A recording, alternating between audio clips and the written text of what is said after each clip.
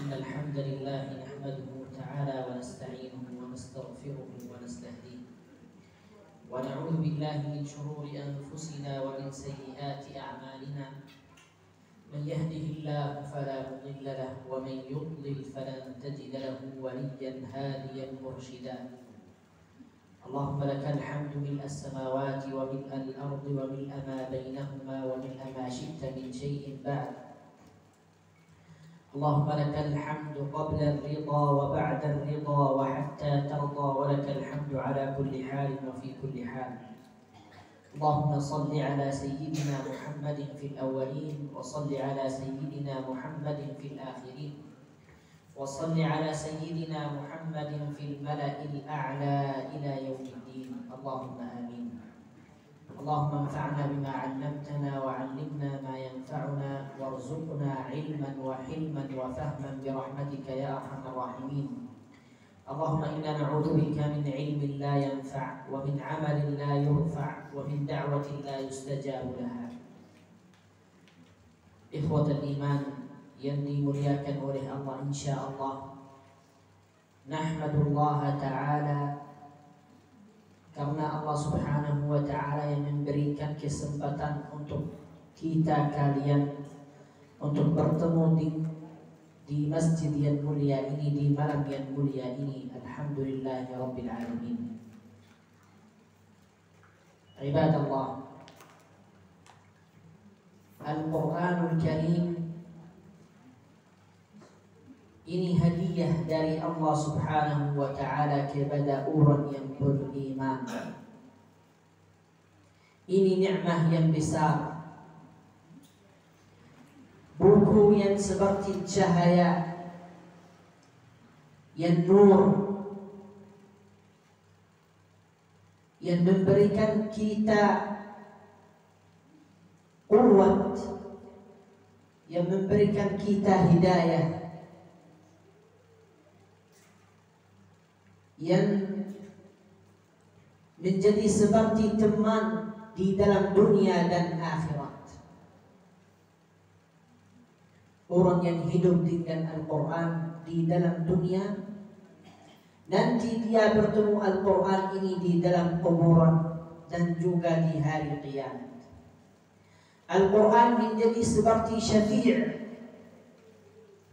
di hari kiamat.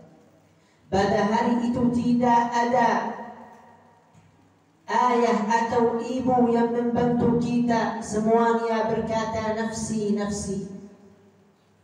Semua orang pada hari itu mencari untuk bagaimana dia tidak masuk neraka, bagaimana dia masuk surga walaupun sendiri aja. Walaupun tanpa ayah dan ibu, walaupun tanpa anak dan istri, dia fokus sama dirinya aja. Tetapi Al-Quran pada hari kiamat berada untuk orang yang membacanya di malam dan di pagi. Apakah cukup untuk kita membaca Al-Quran tapi tidak amalan dengan Al-Quran atau tidak tafakkur dan tadabbur ayat Al-Quran? Bukan, ini tidak cukup. Karena Allah subhanahu wa ta'ala berfirman di dalam Al-Quran, Kitabun anzalnahu ilayka mubarakun liyadabbaru ayatihi waliyatadhakkara ulul albab. Buku, wahai Muhammad, buku ini kita diturunkan atas kamu, kita diturunkan untuk kamu dan untuk umat kamu juga. Karena kamu harus pikiran dan tadabbur ayat Al-Quran. Jadi Allah subhanahu wa ta'ala disuruh kita untuk tadabburi ayat Al-Quran, faham makna ayat Al-Quran. Walaupun Allah subhanahu wa ta'ala juga disuruh kita untuk membaca Al-Quran, alladzina yatluna kitab Allah. warattilil Qur'ana tartila. Ada beberapa ayat dan beberapa hadis yang sahih yang semuanya disuruh kita untuk membaca Al-Quran terus. Tetapi juga Allah Subhanahu wa ta'ala menjelaskan kenapa ada ayat yang berfirman harus kita membaca Al-Quran. Tujuannya apa? Untuk kita faham ayat Al-Quran. Karena kalau kita faham ayat Al-Quran, nanti kita bisa amalan dengan Al-Quran. Tetapi kalau kita tidak faham makna ayat Al-Quran, nanti itu susah untuk amalan yang saleh, yang sesuai Allah Subhanahu wa ta'ala perintah di dalam Al-Quran. Jadi harus kita faham semua maksud di dalam ayat Al-Quran. Setiap ayat di dalam Al-Quran harus kita membahas ayat ini berbicara tentang apa dan apa Allah Subhanahu wa ta'ala dimaksudkan di dalam ayat ini, dan apa wajiban kita dengan ayat ini. Pasti ada hikmah dari semua ayat di dalam Al-Quran, dari semua huruf di dalam Al-Quran. Tetapi bagaimana cara kita bisa mentadabburi Al-Quran? Insya Allah saya akan menjelaskan di dalam tausiah ini beberapa cara bagaimana kita bisa mentadabburi ayat Al-Quran.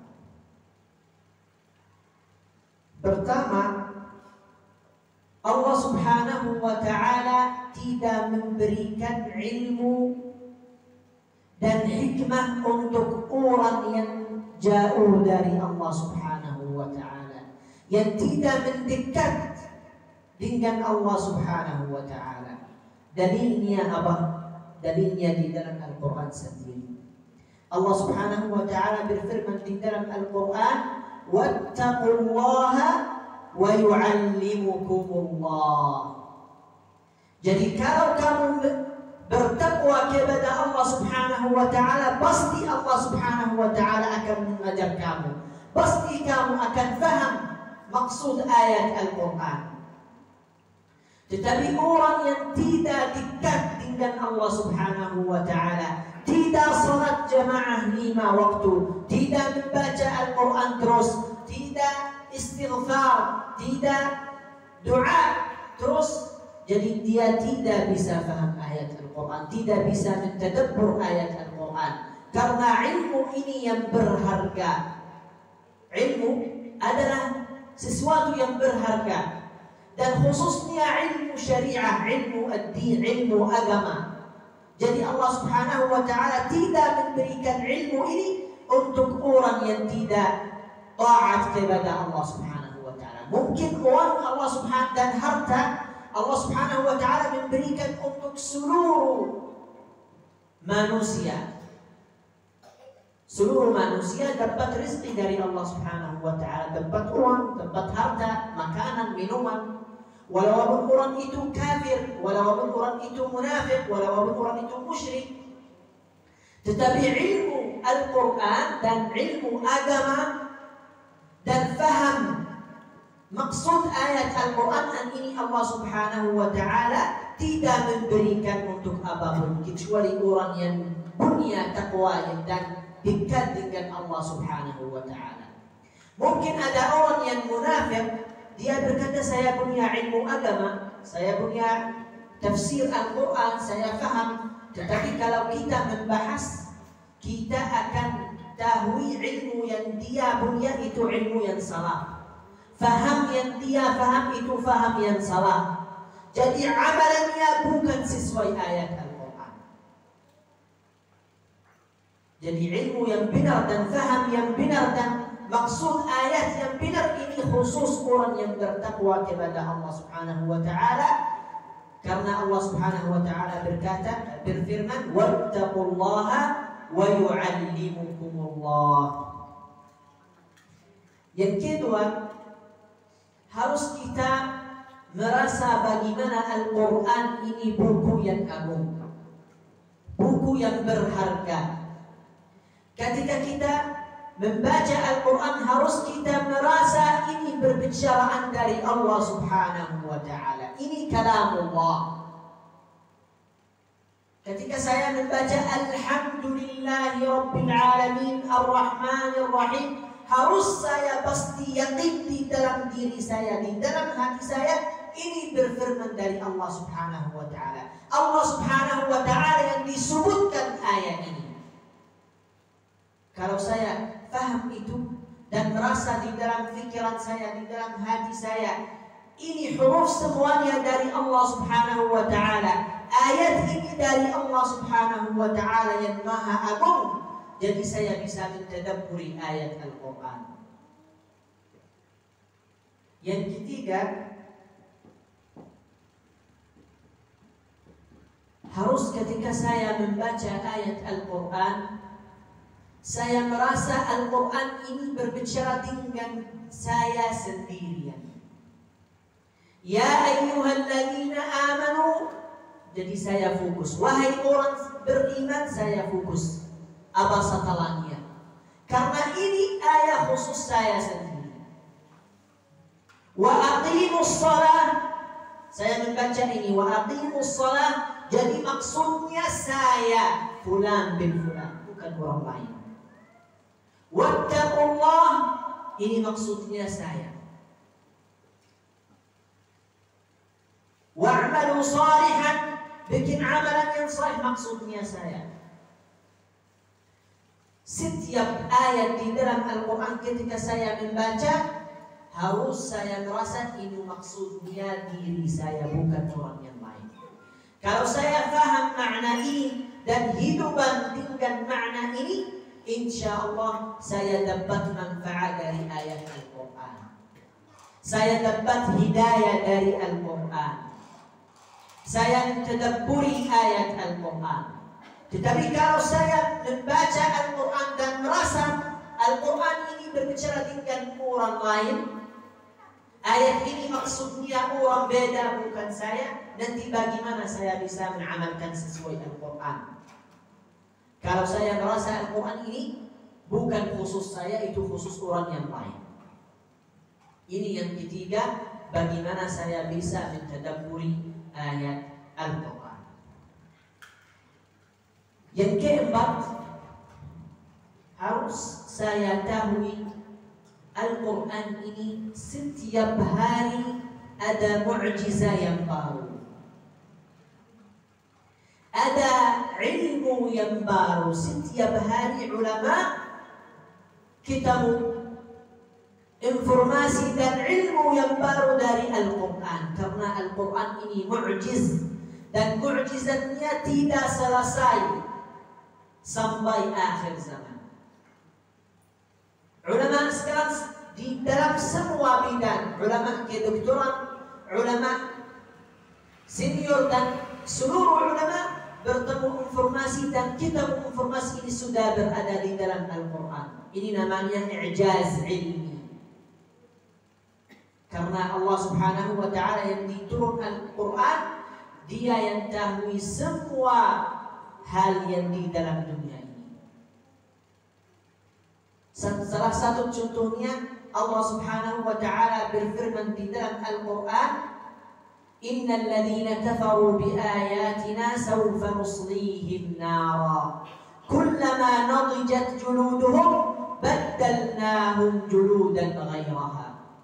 Orang yang musyrik, orang yang kafir akan termasuk neraka pada hari kiamat. Dan kalau kulitnya sudah tidak ada, sudah apa namanya, hilang, kita mengganti kulit yang baru. Kita fikiran kenapa Allah Subhanahu wa Ta'ala dikhususkan kulit? Kenapa Allah Subhanahu wa Ta'ala tidak berbicara tentang semua badan? Kenapa Dia dikhususkan kulit? Mungkin pada zaman yang sebelum kita mereka tidak faham kenapa Allah Subhanahu wa Ta'ala disebutkan kulit saja, kita mengganti kulit saja.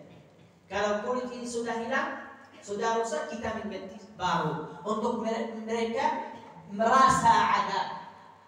Kenapa? ulama baru tahu kita bisa merasa kalau kita punya kulit. Karena kulit ini yang bisa merasa dengan panas atau dingin.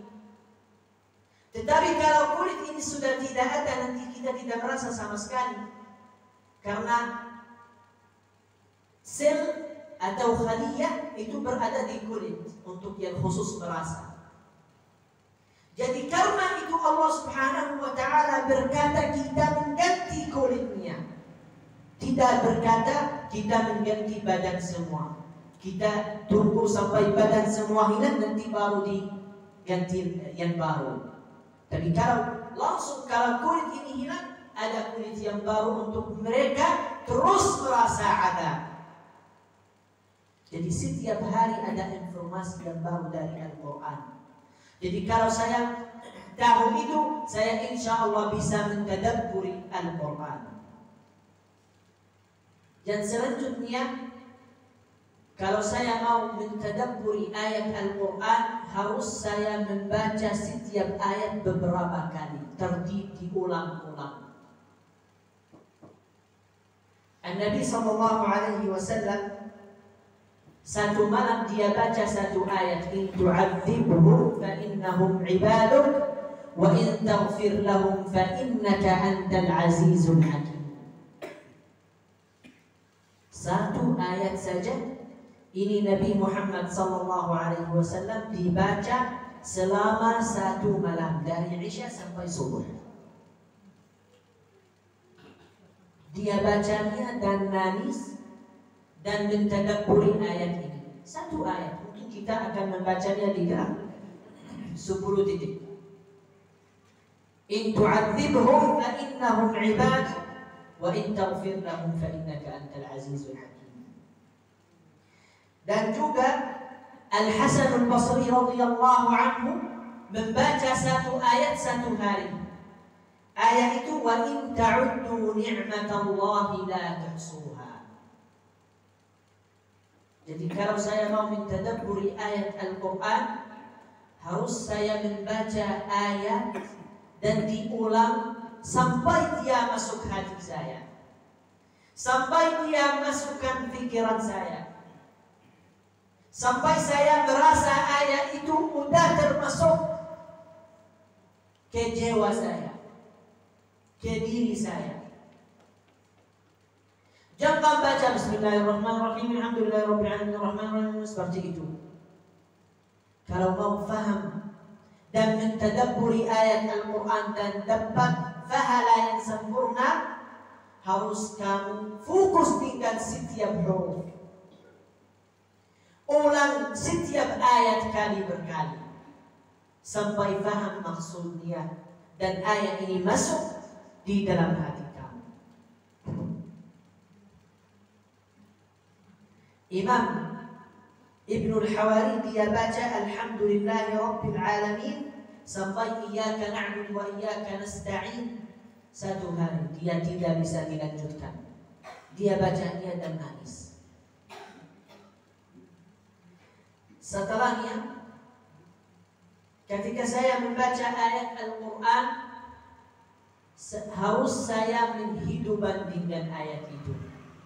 Kalau ayat ini berbicara tentang istighfar, saya istighfar. Faqultu astaghfiru rabbakum innahu kana ghaffara.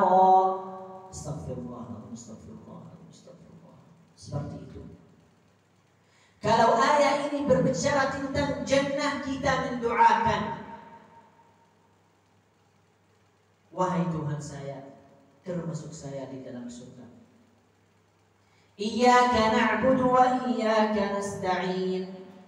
Ini ayat berbicara tentang hidayah. Jadi saya minta hidayah dari Allah Subhanahu wa ta'ala. Nabi SAW ketika dia salat malam, salatnya seperti ini, salat nafilah.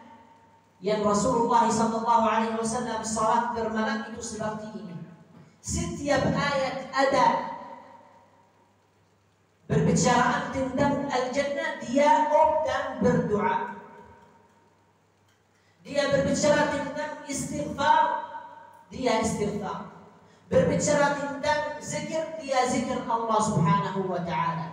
Dia berbicara tentang nirik, dia mendoakan untuk Allah Subhanahu wa ta'ala menjauhi dari nirik. Jadi kalau kamu mau mentadabburi ayat Al-Quran, harus dihidupan dengan ayat itu dan faham maksudnya dan langsung amalan dengan ayat itu. Selanjutnya, dan juga seperti surat Wat-Tini Waz-Zaitun, akhirnya alaysa Allahu bi ahkamil hakimin. Ini pertanyaan. Setelah kamu membaca ayat ini, kamu menjawabkan bala, na'am, Allah Subhanahu wa ta'ala ahkamul hakim. Rasulullah setiap kali dia membaca surat ini sampai akhir, dia berkata bala. Dan juga ketika dia membaca surat Ar-Rahman, dia membaca ayat fabi ayyi ala'i rabbikuma tukadziban. Setiap ayat ini setelahnya Rasulullah SAW berkata wala bi syai'in min ala'ika nukadzib.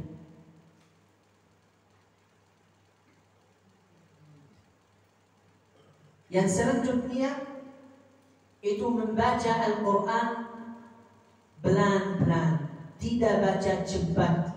Tidak fikiran kapan saya selesai surah ini, kapan saya khatman Al-Quran. Saya mau khatman di dalam 2 hari, saya mau khatman Al-Quran di dalam setengah hari. Jangan fikiran itu. Fikiran bagaimana itu? Fikiran berapa ayat yang saya paham, berapa ayat yang termasuk jiwa saya, berapa ayat yang saya merasa ayat ini berbicara tentang saya. Jadi saya harus amalan dengan ayat ini. Jadi tujuan kita ketika kita membaca ayat Al-Quran itu bagaimana kita paham ayat ini dan juga bagaimana kita amalan dengan ayat ini. Bukan bagaimana kita selesai baca ayat ini. Insya Allah kalau kita bikin seperti itu, insya Allah bisa mentadabburi ayat Al-Quran dan amalan dengan ayat Al-Quran. Yang selanjutnya itu faham lughah atau faham bahasa Arab. Karena Al-Quran diturunkan dengan bahasa Arab. Jadi kalau saya belajar bahasa Arab, insya Allah itu lebih mudah untuk memfaham atau mentadabburi ayat Al-Quran. Kalau itu susah atau sulit untuk faham bahasa Arab, ada alhamdulillah sekarang ada mushaf yang punya terjemah. Banyak mushaf yang saya lihat di sini semuanya punya terjemah. Jadi kalau saya mau membaca ayat Al-Quran, saya dipilihkan buku atau mushaf yang ada terjemah di dalam halaman itu. Jadi saya bisa membaca ayat Al-Quran dan juga langsung membaca terjemah ayatnya dan faham apa maksud dengan ayat ini. Selanjutnya harus ada kaitan di antara hidupan saya dan Al-Quran. Setiap ayat saya membaca Al-Quran, saya dikaitkan dengan hidupan saya. Bagaimana hidupan saya sendiri? Ayat ini berkata, ya ayyuhalladzina amanu taqullaha wa kunu ma'as shadiqin. Jadi saya pikiran bagaimana hidupan saya. Apakah saya seperti itu atau saya bohong setiap waktu? Apakah saya orang percaya atau tidak? Wa anfiqu mimma razaqnakum. Ayat ini berbicara tentang infak. Saya pikiran bagaimana infak di dalam hidupan saya. Ayat ini berbicara tentang ta'atul walidain. Jadi saya langsung dikaitkan dengan bagaimana saya dengan ayah dan ibu saya. Bagaimana saya dengan mereka. Apakah saya ikutin semua yang mereka diberintah atau tidak? Apakah saya marah dengan mereka atau tidak? Jadi setiap ayat yang saya membaca harus saya dikaitkan dengan hidupan saya sendiri. Selanjutnya, setiap ayat di dalam Al-Quran tempatnya itu dari Allah Subhanahu wa ta'ala. Jadi tertib ayat dan surah Al-Quran itu dari Allah Subhanahu wa Ta'ala. Surat Al-Fatihah dulu, selanjutnya surat Al-Baqarah, selanjutnya surat Ali Imran. Ini bukan dari manusia, ini dari Allah Subhanahu wa Ta'ala. Dan Alhamdulillahi Rabbil Alamin, ini sebelum ayat Ar-Rahman Ar-Rahim. Dan ayat Ar-Rahman Ar-Rahim ini sebelum ayat Maliki Yawmiddin. Harus saya faham ini dari Allah Subhanahu wa Ta'ala sendiri, bukan dari sahabat dan bukan dari seluruh manusia. Jadi setiap tempat ada hikmah yang khusus. Jadi ketika saya membaca ayat Al-Quran, harus saya membahas atau mencari tentang hikmah ini. Kenapa ayat ini berada di dalam tempat ini? Kenapa ayat yang berbicara tentang merek ini dia langsung setelah beberapa ayat ini atau setelah halaman ini? Harus ada hikmah. Kalau tidak ada hikmah, nanti kita bisa ditertib Al-Quran seperti kita mau. Jadi mungkin sahabat sendiri yang akan ditertibkan ayat Al-Quran atau Nabi Muhammad SAW. Tetapi karena ada hikmah yang khusus, Allah Subhanahu wa Ta'ala sendirian yang dia tertibkan ayat dan surah Al-Quran Al-Karim. Selanjutnya,